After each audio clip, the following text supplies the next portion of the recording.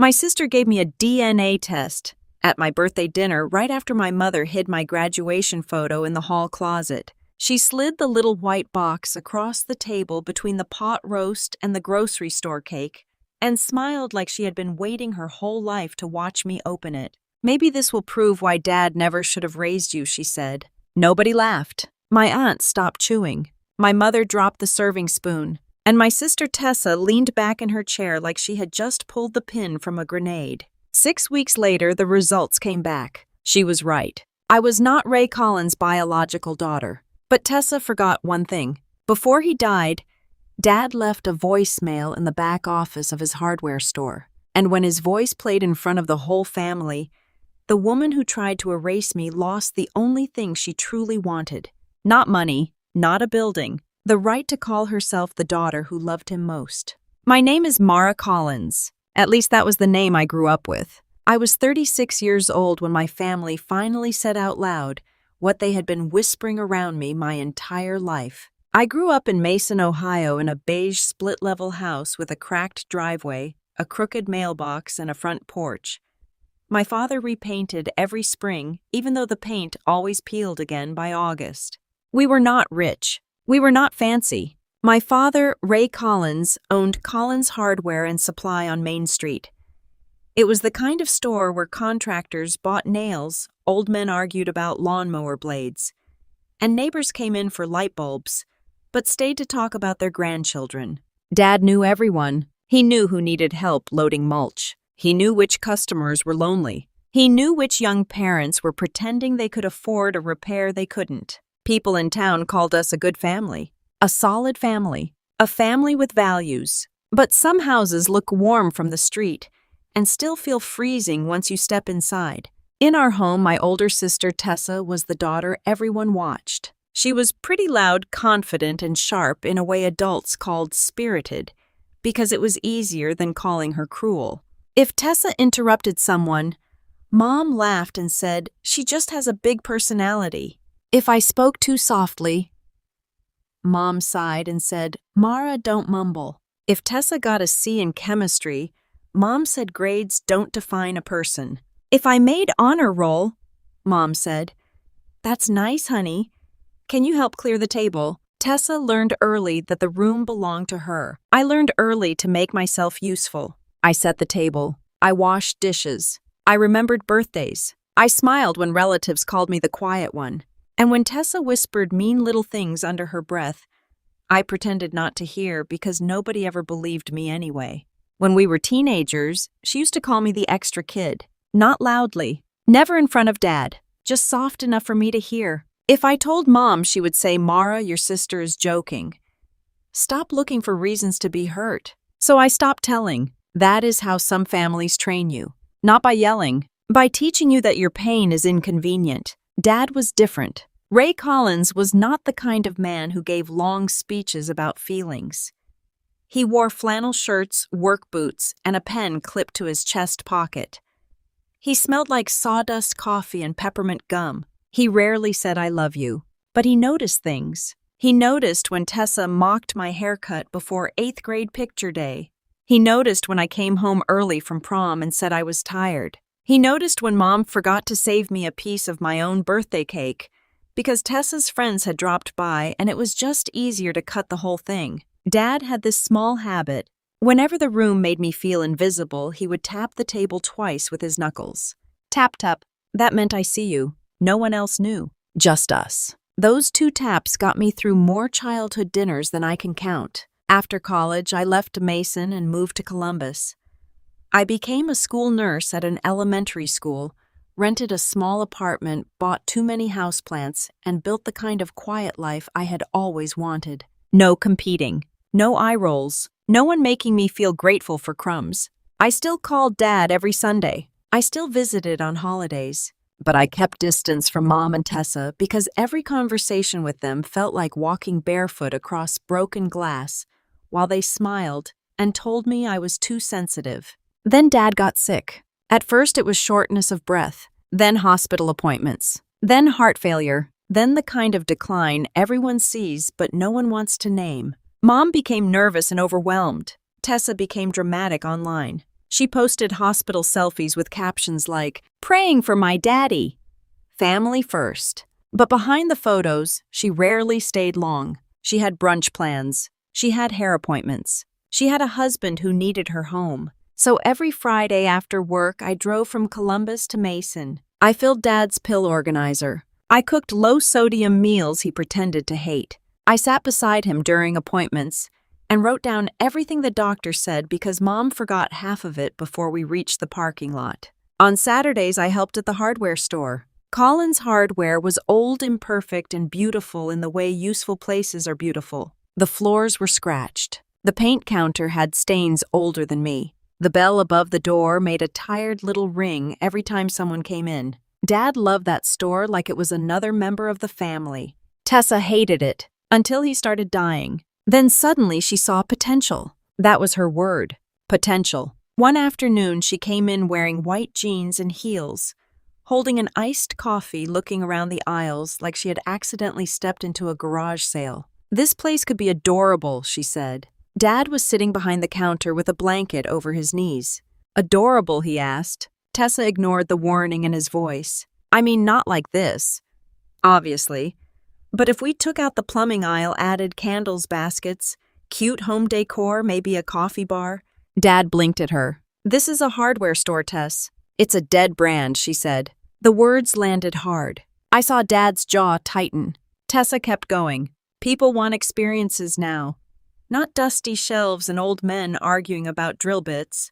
Dad looked at me. Tap, tap. His fingers moved lightly on the counter. I almost smiled, even though my throat hurt. A week later, I found Tessa standing near the front window with a woman holding fabric samples. They were measuring the wall where Dad's green wooden sign hung. Collins Hardware and Supply. Dad had painted that sign himself the year before I was born.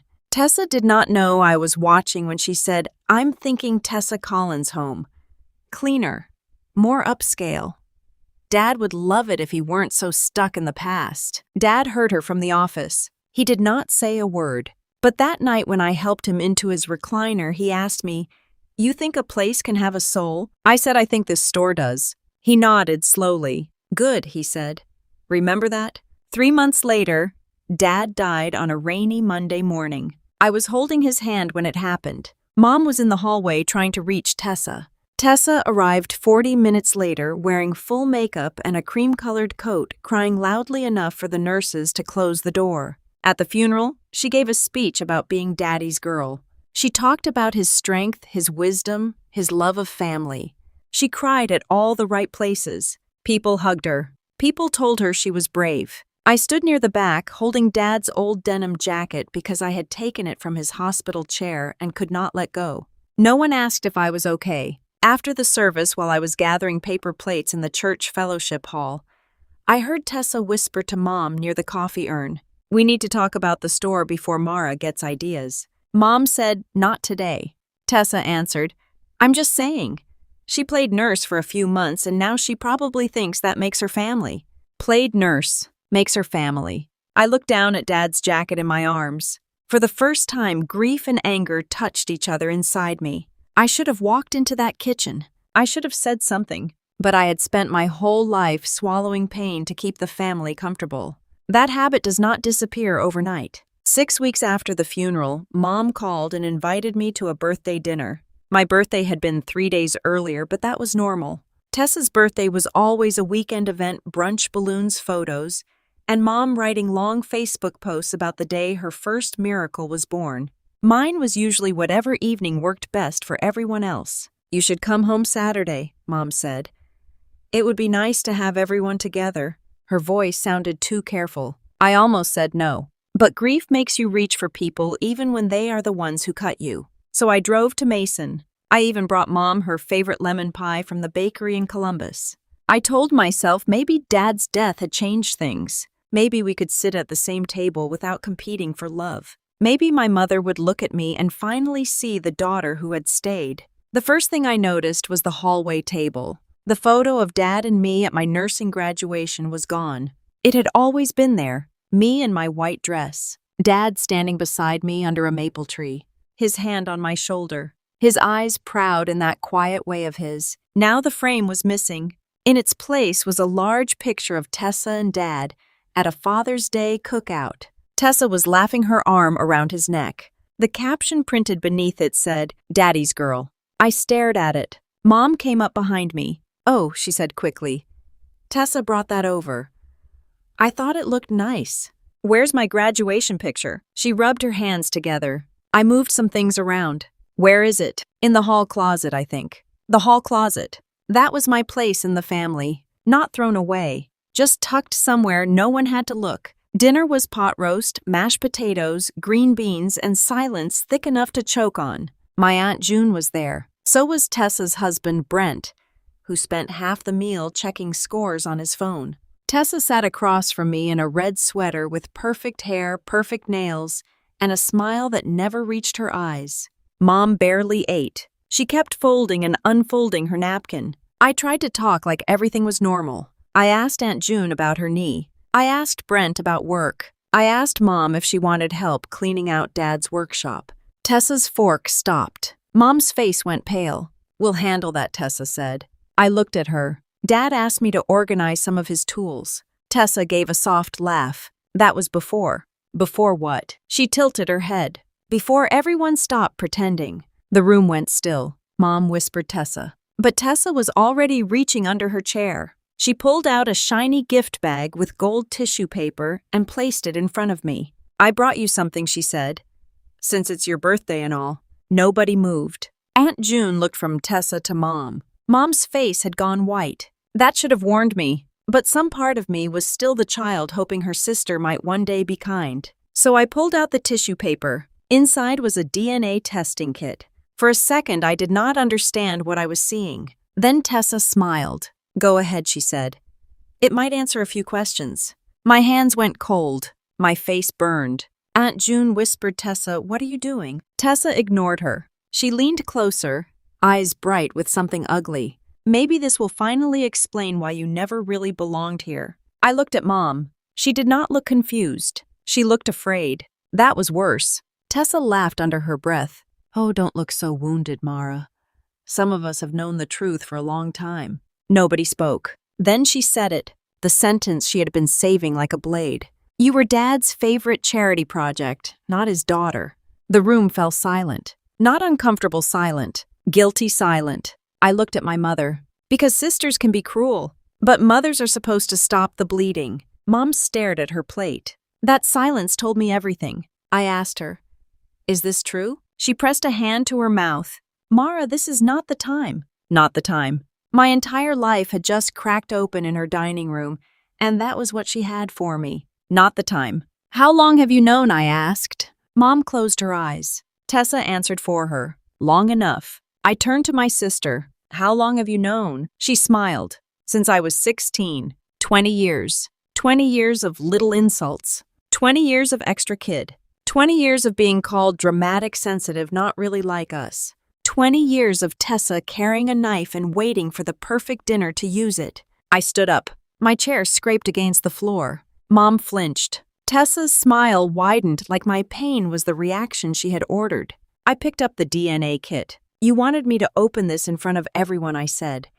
"So don't expect the truth to stay quiet now." Then I walked out. No one followed me. Not my mother. Not my aunt. Not one person at that table got up and said, "Mara, wait." I drove back to Columbus with Dad's old denim jacket on the passenger seat and the DNA kit beside it. I did not cry until I got home. Then I sat on the bathroom floor and cried so hard I could barely breathe.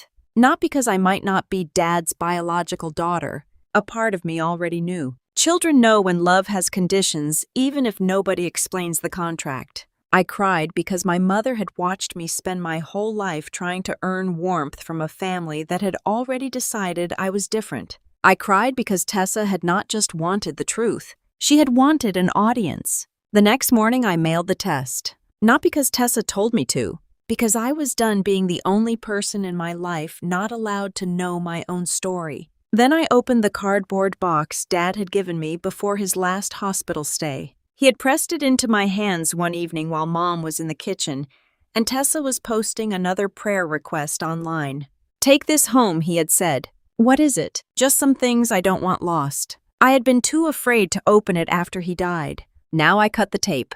Inside were pieces of Dad's life, a pocket knife, a stack of Polaroids from the early days of the store, a faded baseball cap, a receipt book from 1996, and wrapped in a blue bandana was a small cassette recorder, the kind Dad used years ago to leave notes for himself at the store. A yellow sticky note was attached to it. Mara, for when you need my voice. I stared at those words until they blurred. My finger hovered over the play button, but I could not press it. Not yet. I was afraid that if I heard his voice, I would fall apart and never get back up. So I put the recorder in my desk drawer. 5 weeks later, the DNA results arrived. I was sitting in my little nurse's office at school writing a note for a second grader with a stomachache. My phone buzzed. Your DNA results are ready. I waited until the child went back to class. Then I locked my office door. The report was clean and clinical. No biological relationship detected with paternal Collins family line. I read the sentence once, twice, then again. There it was. The truth Tessa had thrown at me like garbage. I was not Ray Collins's blood. Below that, the test showed distant matches to a last name I did not recognize, Morris. Several people connected to a man named Caleb Morris from northern Kentucky. I whispered the name, Caleb. It sounded like a stranger. It also sounded like a door opening to a room I had never been allowed to enter. I sent my mother a screenshot. Only one question. How long have you known? She called immediately. I let it ring 3 times. Then I answered. For several seconds, all I heard was crying. Mara, she said, please don't post anything. That was her first sentence. Not, I'm sorry. Not, are you okay? Please don't post anything. I almost laughed. My life had just split open and my mother's first instinct was reputation. How long, I asked? She sobbed. Your father knew. I gripped the edge of my desk. My father, Ray, knew when you were little. Don't call him Ray like he was some man who rented a room in my life, I said. He was my dad. I know. No, I said. You knew a fact.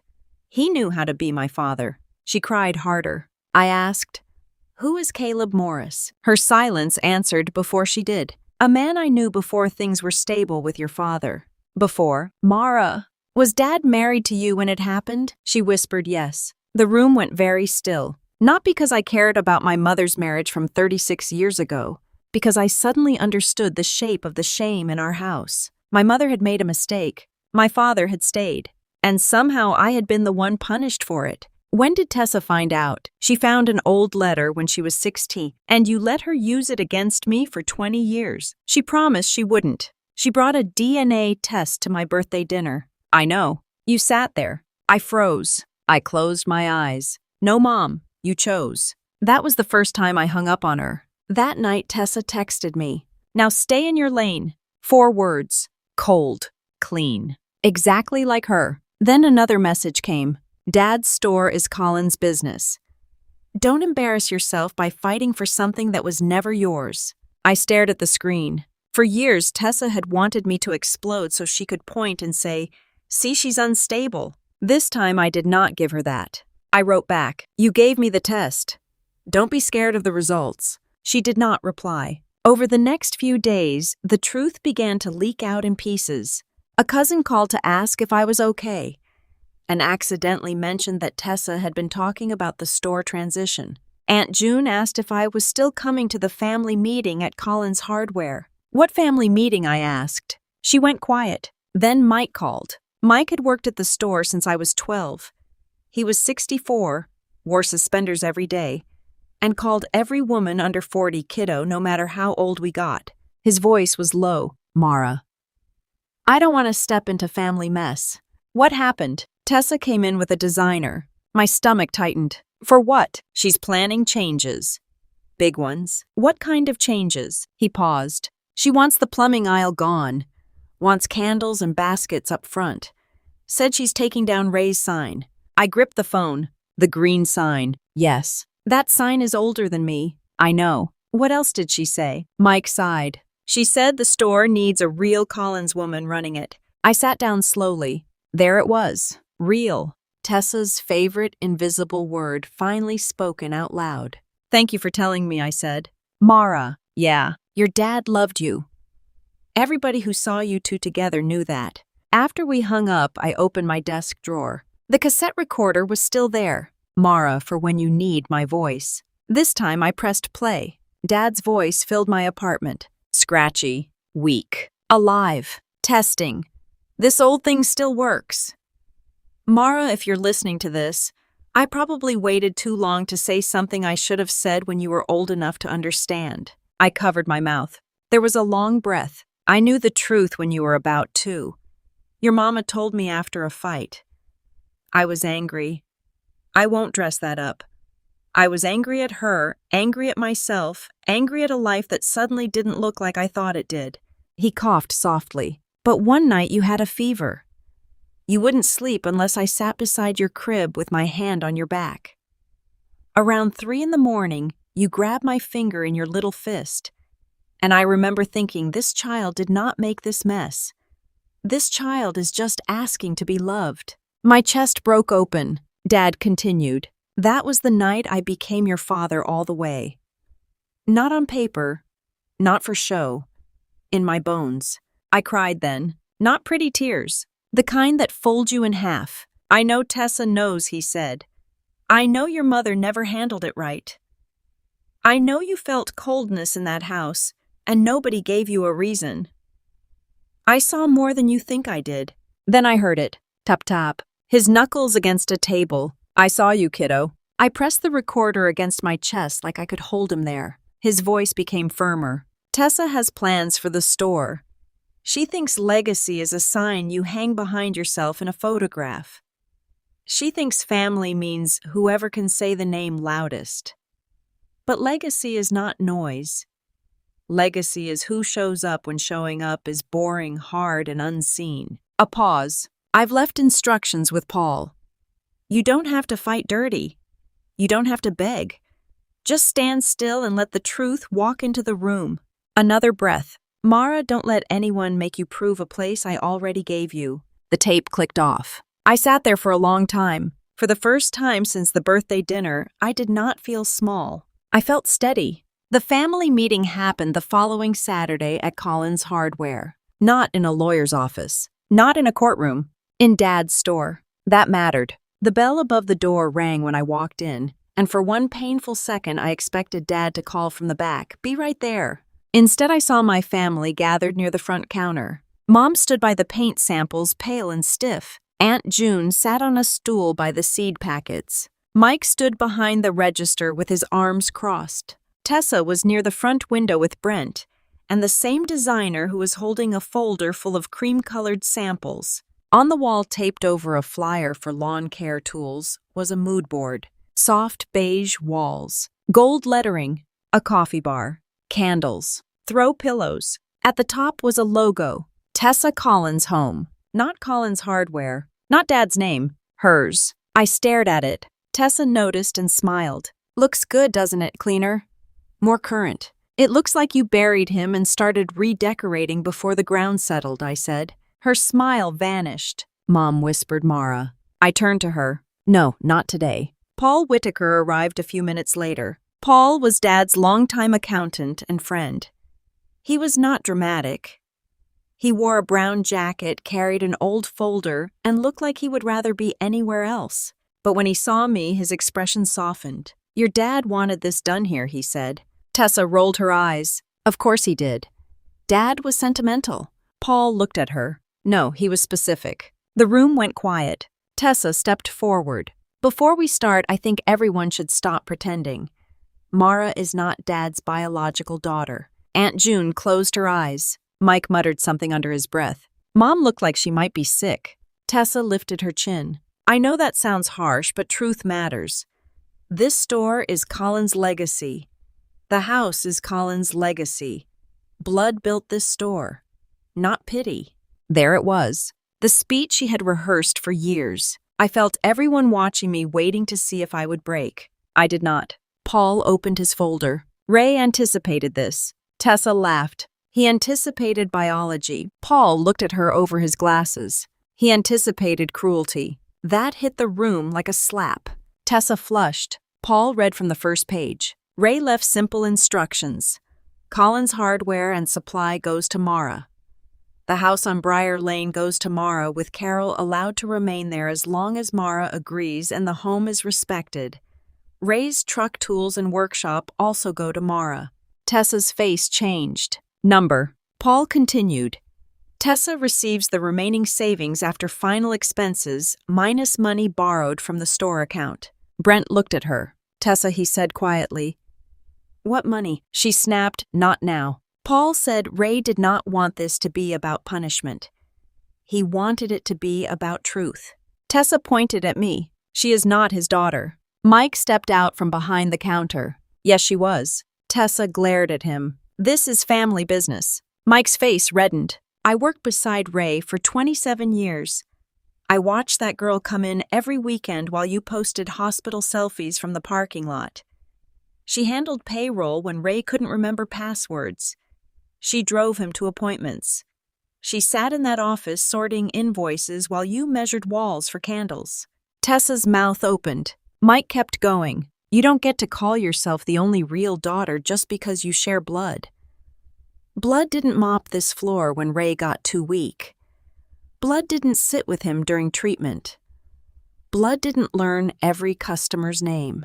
The designer slowly closed her folder. For the first time, Tessa looked around and realized the room was not hers. Paul reached into the folder again. Ray also left a note about the name change. Tessa stiffened. He saw your proposed design, Paul said. Her face went pale. That was private. He found it in his office. Paul read, If Tessa tries to remove my name from the store, remind her that legacy is not a backdrop for ambition. Aunt June whispered, That sounds like Ray. Tessa's voice shook. He was sick. He didn't know what he was saying. That was when I placed the cassette recorder on the counter. The small machine looked almost silly sitting there between a jar of free pencils and a stack of contractor receipts. But Tessa saw it and took a step back. What is that? Dad's voice, I said. Number. Her answer came too fast. Paul nodded at me. Ray asked for it to be played if anyone used Mara's parentage to humiliate her. Tessa looked at Mom.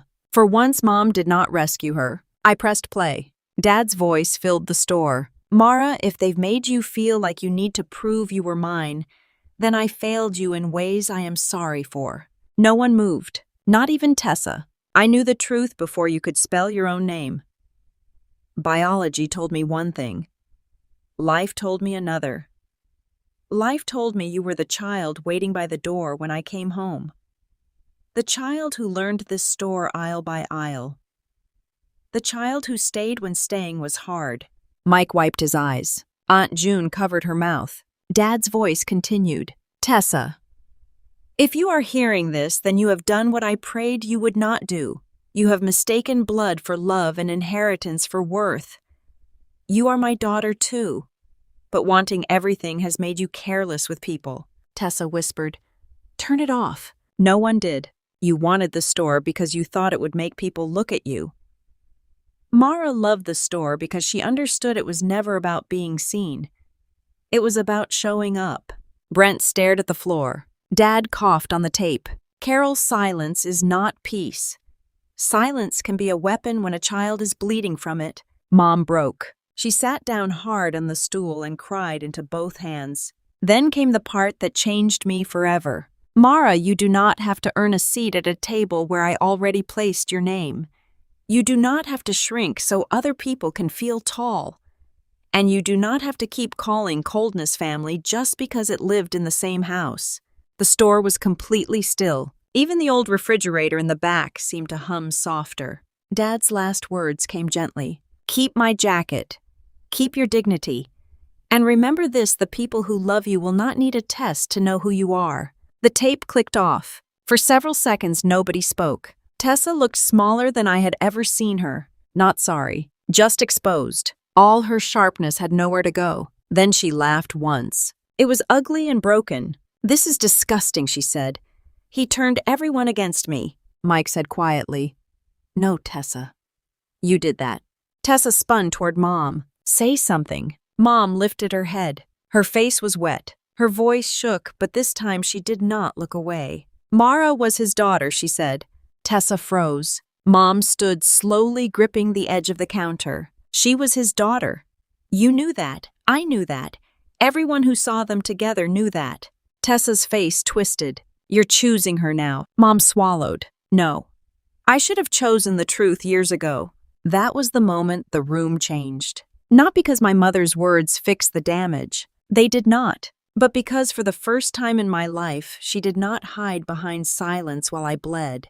Tessa grabbed her purse. You're all pathetic. The designer cleared her throat quietly. I think I should go. She reached for the mood board, but Tessa snapped. Leave it. The woman's face hardened. No.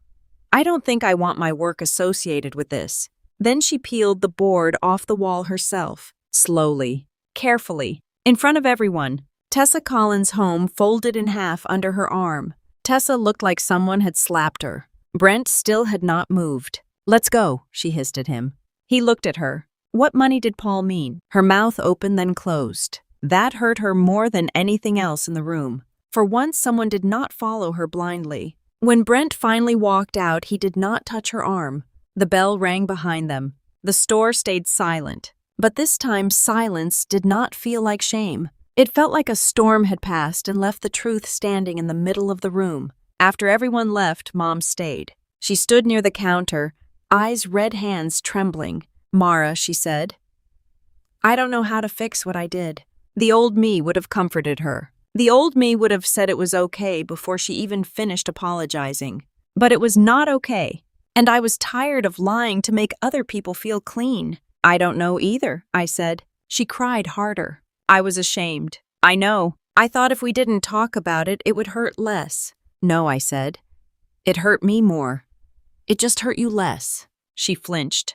Good. Not because I wanted to punish her. Because truth should land somewhere. I'm sorry, she whispered. I believe you. Her eyes lifted, hopeful. But I'm not ready to carry your guilt just because you finally set it down. The hope faded.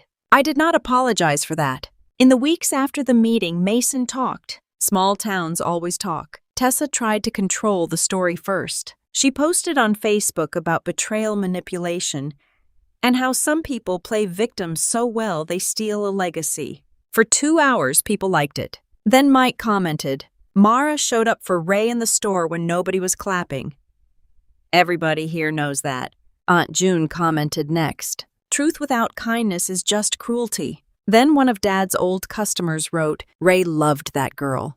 Anyone who walked into Collins Hardware could see it. By morning, Tessa deleted the post. I did not post the DNA results. I did not post the voicemail. I did not explain the whole story online. I posted one photo. Dad's old green sign, his denim jacket hanging behind the counter, my nursing graduation picture back on the shelf where it belonged. The caption was only 5 words. Collins Hardware stays Collins Hardware. By the next morning, half the town had shared it. No speech, no revenge rant, just the truth standing exactly where Tessa tried to remove it. At first, I thought I would sell the store. The memories felt too heavy. Every aisle had Dad in it. The key machine, the paint counter, the stool where he sat when he got too tired to stand. But every Saturday, people came in and told me stories. How Dad fixed a widow's storm door for free. How he let a young father pay for a water heater in 3 installments. How he kept dog biscuits behind the counter for customers' pets. How he once opened the store at midnight because a family's furnace broke during a snowstorm. Slowly, I understood. The store was not just something Dad left me. It was a language he had spoken for 41 years. A language of showing up. I did not quit my job right away. I stayed a school nurse during the week and drove to Mason on weekends. I repaired the floors, cleaned the back office, put a coffee pot near the register because customers stayed too long anyway. I rehung my nursing graduation photo behind the counter. Dad and me under the maple tree, his hand on my shoulder, his eyes proud. Beside it, I placed a small framed note in his handwriting. Legacy is what you protect when nobody is clapping. Tessa came into the store 3 months later. It was almost closing time. The bell rang, and I looked up to see her standing there in jeans, no perfect smile, no dramatic entrance. For a second, neither of us spoke. Then she said, Mom told me you kept the sign. I did. She looked around. The store looked cleaner, brighter, but still like Dad. That seemed to bother her. I didn't come to fight, she said. I waited. She swallowed. I came to ask about Dad's savings. There it was. Not an apology, not regret, money. Something inside me settled, not with rage, with clarity. Paul is handling that, I said. Her mouth tightened. So you're really going to make everything formal. You made family formal when you wrapped a DNA test like a birthday gift. She looked down. For 1 second, I thought shame might finally reach her. Then she said, "You don't know what it was like." What was like? Her eyes filled, but her voice stayed bitter. Being his real daughter and watching him choose you. The words landed differently this time. They did not break me. They explained her. "Tessa," I said, "Dad had enough love for both of us. You're the one who treated love like there could only be one winner." She wiped her cheek angrily. "You always act so calm. It makes everyone think you're good." "No," I said. "I learned to be calm because nobody protected me when you were cruel." She had no answer. I stepped out from behind the counter. "I don't hate you, but I am done shrinking so you can feel chosen." She stared at me. "So what now? Now you decide whether you want a sister someday or just another person you failed to control." She left without another word. The bell rang behind her. I do not know if Tessa will ever change. Real life does not always give you the apology you deserved. Sometimes people only regret losing control. Sometimes mothers call silence love, because truth would cost them too much. Sometimes the family table is not where you find your worth. Sometimes you find it in an old hardware store with sawdust on the floor, your father's jacket on a hook, and his voice on a cassette telling you what you needed to hear your whole life. Mom and I are rebuilding slowly, not perfectly, not like a movie. She visits the store sometimes. She sits near the register and tells me little truths one at a time like she's paying back a debt in coins. I listen when I can.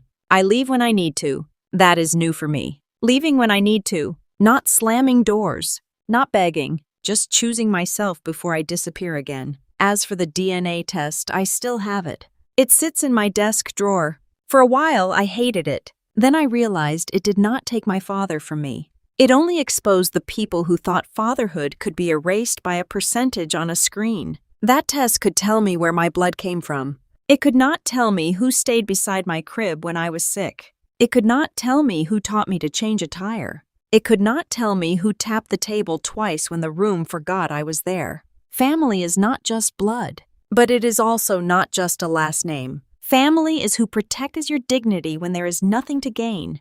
Family is who tells the truth without using it as a knife. Family is who sees you before anyone else thinks you are worth looking at. My sister thought a DNA test would remove me from my father's story. Instead, it proved something stronger. I was not loved by accident. I was chosen.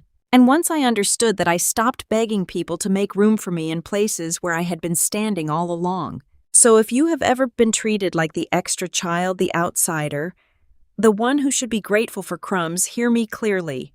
You do not need cruel people to confirm your worth. You do not need the loudest person in the family to approve your place. And you do not have to keep bleeding quietly just because the wound came from someone who shares your last name. Respect is not inherited. Dignity is not gifted. Legacy does not belong to the person who demands it the loudest. It belongs to the one who honors it when nobody is watching. If you were me, who would be harder to forgive? The sister who humiliated you in front of the whole family, or the mother who sat there and let it happen? Tell me in the comments. I read every story.